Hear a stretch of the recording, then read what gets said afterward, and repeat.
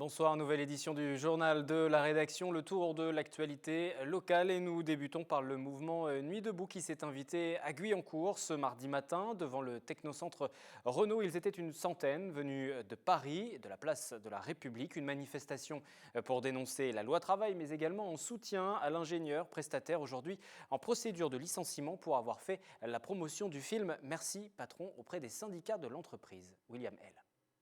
Renault, debout, soulève-toi! Accueil surprise pour les employés du technocentre Renault ce matin. Une centaine de personnes du mouvement Nuit debout ont manifesté devant plusieurs entrées du site pour alerter le personnel sur la loi travail. Les gens qui travaillent dans cette usine seront les plus touchés à la fois par la loi El Khomri et par celles qui arriveront dans les prochaines années si on continue sur la lancée néolibérale qui est la nôtre. On est là pour faire pression aux patrons, on est là pour soutenir les salariés, entendre ce qu'ils ont à nous dire, faire partager leur lutte aussi à Nuit debout. Autre motif de cette manifestation, c'est ce prestataire en procédure de licenciement qui aurait fait la promotion en interne du documentaire polémique Merci patron. Aujourd'hui, Nuit debout se lève tôt pour afficher son soutien. Ça fait chaud au cœur, après je le prends, pour moi c'est pas pour moi qu'il faut se battre, c'est pour tout le monde, c'est pour faire parler de la nuit debout. Ça fait 30 ans que le chômage augmente, je sais pas, moi j'ai l'impression qu'il y a quand même des solutions pour diminuer le chômage. Convergence des luttes, deux Nuits debout réunies, place de la République et Saint-Quentin en Yvelines mobilisés aujourd'hui pour le même combat. Renault, qui ne s'est pas opposé à nos caméras, ne souhaite pour autant pas s'exprimer sur cette manifestation. Après 5 mois de concertation avec les principaux acteurs du monde rural, le Conseil départemental des Yvelines a présenté ses mesures pour répondre aux attentes des espaces ruraux. Vendredi 15 avril, plus de 600 personnes étaient présentes à la ferme du Manet à Montigny-le-Bretonneux pour assister à la restitution de ces assises de la ruralité, transport, haut débit, accès aux soins, des mesures pour valoriser la campagne yvelinoise. Retour sur les principales annonces avec ce reportage et on en parle juste après avec Pauline Vinocourt-Lefebvre. Elle est élue au Conseil départemental, elle sera présente sur ce plateau. Habitants ou agriculteurs, vendredi 15 avril, 600 personnes étaient à la ferme du Manet pour assister à la restitution des assises de la ruralité. Un rendez-vous qui concluait plusieurs mois de concertation avec la population. Le conseil départemental a présenté toute une série de mesures pour améliorer le quotidien en zone rurale dans les Yvelines.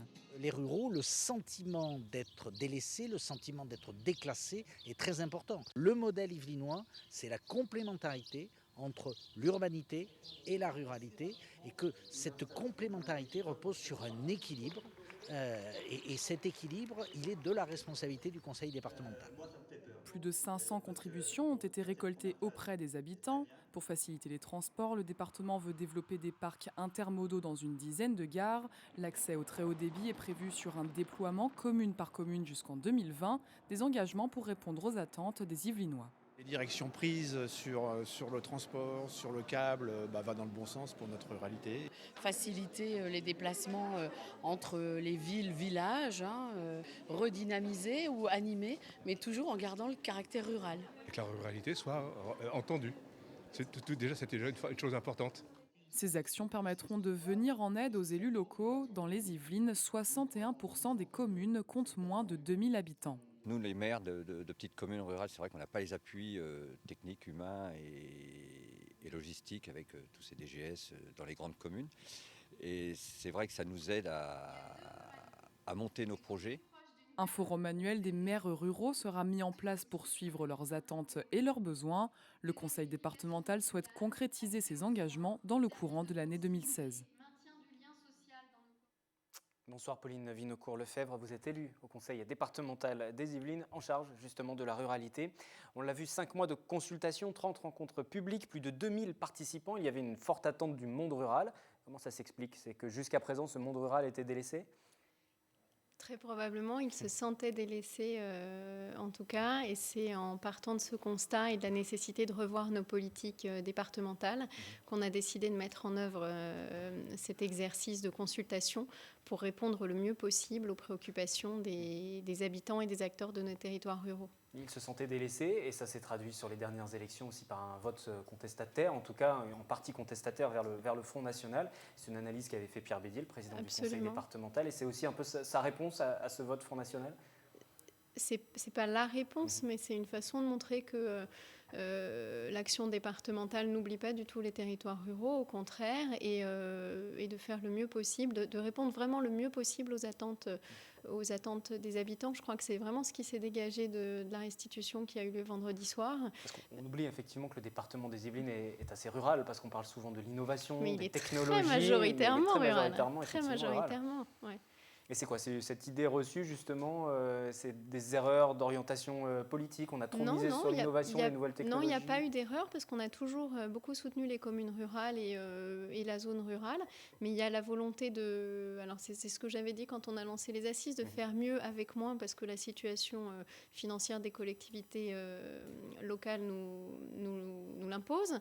Et du coup, pour faire le mieux possible et être le plus efficace possible, on a décidé de lancer cette grande consultation. Justement, c'est la question que j'allais vous poser. Il n'y aura pas de moyens supplémentaires, de budget supplémentaire, vu la situation actuelle? Non, on fait avec le budget qu'on a. Maintenant, on va réorienter les choses différemment en faveur de la zone rurale. Il n'y aura pas de nouvelles lignes budgétaires pour le département. Sauf bonne surprise. Ce serait difficile à trouver. Bonne surprise, mais a priori, non, ce n'est pas vraiment dans les clous. Transport, haut débit, emploi, collège, agriculture, donc il y a des nouvelles priorités qui se dégagent. Quelles sont ces priorités? Quelle est peut-être la priorité pour agir rapidement, puisqu'on entendait aussi dans le reportage des actions attendues d'ici à cet été. Donc quelles seront là les priorités? Oui, alors il y a un certain nombre de mesures qu'on pourra mettre en œuvre très vite, d'autres qui nécessitent un peu plus de réflexion parce qu'il faut continuer à consulter des professionnels. Je pense par exemple au transport, l'idée de développer le covoiturage.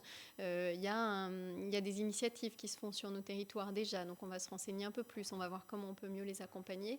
Et on a tout un programme de développement des gares, et notamment d'un certain nombre de gares rurales, mais il est indispensable qu'il s'accompagne d'actions de covoiturage et notamment de rabattage vers les gares, parce qu'il y a un vrai problème d'accès aux gares, de stationnement autour des gares. On aura beau construire des parkings immenses, ce ne sera jamais suffisant si on n'a pas d'autres solutions en plus. Faire des parcs intermodaux en fait. Pour des parcs intermodaux et des solutions de rabattage, que ce soit de l'autostop organisé, du covoiturage avec une préinscription. Il faut aussi imaginer du covoiturage sur des plus longues distances, domicile-travail, pour décharger les routes et pour faciliter la vie des habitants. Et ça, c'est des choses sur lesquelles on a encore besoin de réfléchir parce que ce n'est pas nous qui serons capables de développer une application. Donc il faut, j'entends une application smartphone ou quelque chose dans ce genre-là. Donc il faut absolument qu'on continue à réfléchir avec différents interlocuteurs qui peut-être le font déjà ou sont déjà engagés sur cette réflexion pour proposer quelque chose rapidement, mais pas avant l'été. Ça, très clairement là-dessus, non. Et quelles mesures concrètes on peut attendre d'ici à cet été, justement ? Alors, on a une chose très concrète qui a déjà été votée, c'est une aide aux collectivités pour le déploiement du haut débit, pour le raccordement des lieux publics au haut débit. Ça, on l'avait voté vendredi, juste avant la restitution des assises. Donc, on a pu l'annoncer, c'est très concret, c'est tout de suite. On crée un fonds de secours d'urgence pour les communes rurales quand elles ont des problèmes très urgents. Par exemple, on a une école, il se trouve que c'est sur mon canton, mais qui a des infiltrations, ça remonte par capillarité dans le sol. Le sol de l'école est complètement fichu. Classe unique, petite école rurale. Donc ça, il faut qu'on puisse aider très vite, être efficace. Ça ne rentre pas dans un contrat rural. Un contrat rural, ça prend du temps à mettre en place. Il faut que les travaux soient faits avant la prochaine rentrée scolaire. Voilà, ça, on a annoncé le déblocage d'un fonds de secours d'urgence pour les communes rurales qui sera doté d'1 million d'euros et qu'on va mettre en œuvre très vite avant l'été. Il y a des choses qui se sont révélées plutôt surprenantes, en tout cas au fur et à mesure des assises, des consultations, où vous vous attendiez aux différents thèmes qui sont revenus, comme le déplacement par exemple. On s'attendait aux différents thèmes, oui, déplacement au débit, ce sont les deux gros sujets.